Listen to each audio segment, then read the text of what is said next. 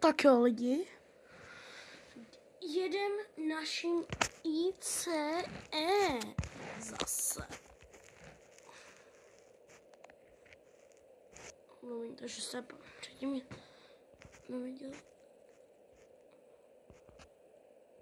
Tady s tím hraju. Tak, máme to hotovo? Nebo já to hodím ještě? Dobré. To nějak nastavil. Jak od minulého videa. Tohle je 30-minutový scénář. Jedeme do Horemu. Počkejte, 250. Co? Já jsem vlastně přesunul, že to je 250. Jako, připravíme si ruku na sendu. Ne? All. Tak send all. Teď nám to neklouže.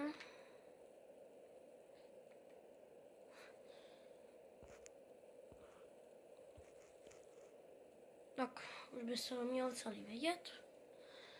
Ať má taky ten pocit. A já nebudu jezdit, já pojedu těch 210. Já mám za chvilku zastávku. No, dáme si to teda na nejmíň. No, třeba až, no, už to začínáme, dáme to třeba na 150. Jo, až to klouže.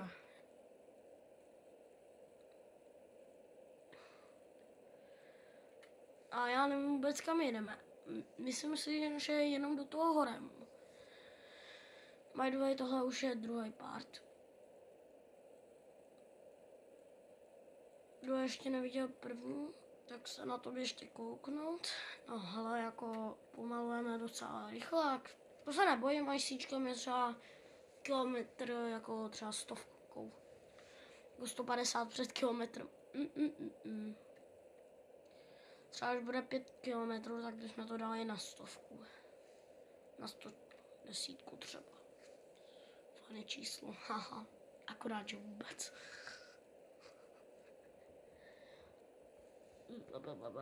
My jedeme trošku jako nahoru, tak to ne.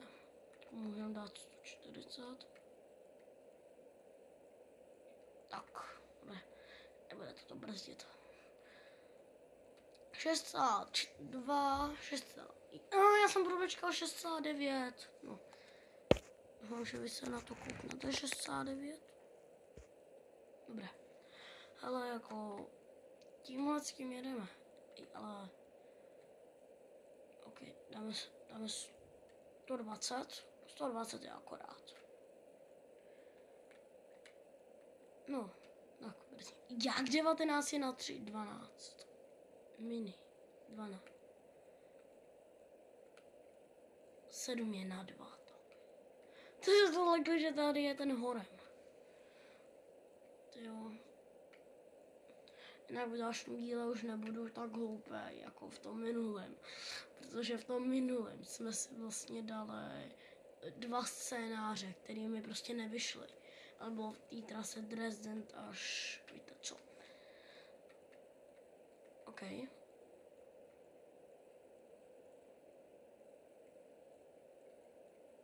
nevadí, nebo 100 akorát a nechápu, proč jsme jeli takhle pomalu, viděli se to. My jsme museli jet 10, no když mi to napište do komentářů, ne. Když něco budu říkat slovensky, něco česky. To jsou Vipers, last internet.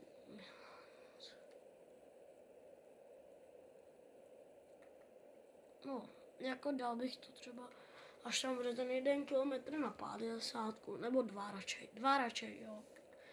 Zase 1 kilometr. Nechci, aby se opakoval, budu moc eší. Nevíte, tak eší. Nabouralo, když eší je prostě vlak, který jezdí z Mnichov někam do Francie. nebo já nevím kam, no, můžete si to vyhledat.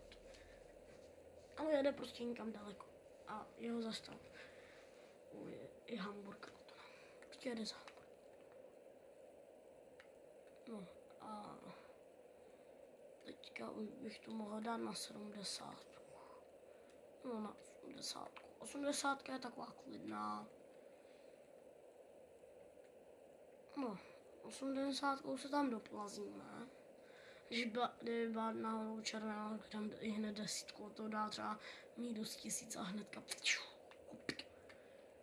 horem, jak je to velký. Čili to je IC. Ne, to není. No já jsem se díval, jestli tam staví další IC. IC. No, teď už se 50 tam doplazíme. Fakt kousek. Tady si myslím, že my musíme končit, jako. Tenhle scénář je asi jeden z nejrychlejších. Určitě ICčko, když přijíždí do stanice Verzí. Dobře, červený. Jako tenhle vlak podle mě čeká na nás, až přejedeme za tou zelenou. No jo, už ho tamhle vidím. Vidíte ten vlak? Já ne, já vidím nastupiště. No ale vidím i vlak. Tady na mapě. Kam jde? To možná mít.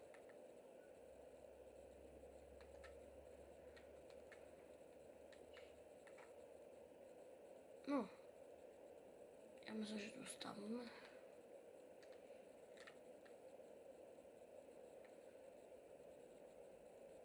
Můžeme se tam doplazit. Tady končíme. Duren. Aha. Tady nekončíme, tak tenhle scénář to nekončí. To je dobrý, tak to dáme na 205 rovnou. Na 250.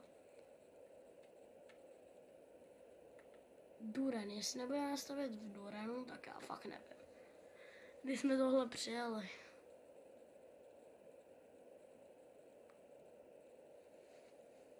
Ale já si to asi střihneme. Ok lidi, jsme trošičku od Durenu. Jsme už fakt blízko, jenom 2,1 km. Aktuální jízda jedu 100, víc nebudu jezdit, zbývá 1,9 km. Hele, jako tohle video nevím, jestli vydám, ale lidi, hlavní otázka, máte rádi Vánoce a ještě u nás celý den pršelo. U vás taky? Jako spoustu z vás mi to ukazuje, že jste z Prahy, nebo hele, jako 1 kilometr, tak to sorry, ale už 50 nebo 70, 60, to je mezi ním. Jako promiňte teďka za špatnou kvalitu, mám docela takový mobil, takže tady to nebude zase tak dobrá kvalita jako v minulém videu. Jo, já vím, kde to je, já vím, kde jsme. Počkej, už dáme na Páďu. Ne, Páďo. Říkám Páďo, tak říkám Páďo. No, koukám, že tohle je docela dobrá zastávka, tak tady, jestli nebudeme ani tady stavit, tak no, uvidíme, zatím naletím napřed. Ajajaj, tak tady budeme stavět na 100 pro. Je nástupiště, tady budeme stavět 40 ani tak to bude možná stavět 20 na posledních 100. Protože tady končíme. Ne, tak tady nestavíme. Aha, my to teď nestavíme. Poznáte podle cedulí. Stolberg. Má to být 30 minutový. Tak to je docela dobré. A jedeme na max. Já myslím, že tohle stavíme Duren. To je velká zastávka. Ono se stačí přijíždět cedule. A jenom to... Tak se vám ozvu, až budem bez toho Imberku. Já jsem to chtěl vypnout. OK, tak tohle rozdělím na 3 části, ale prostě národu takový. Takže lidi, pokud se vám tenhle díl líbil, dejte like, odběr a čau!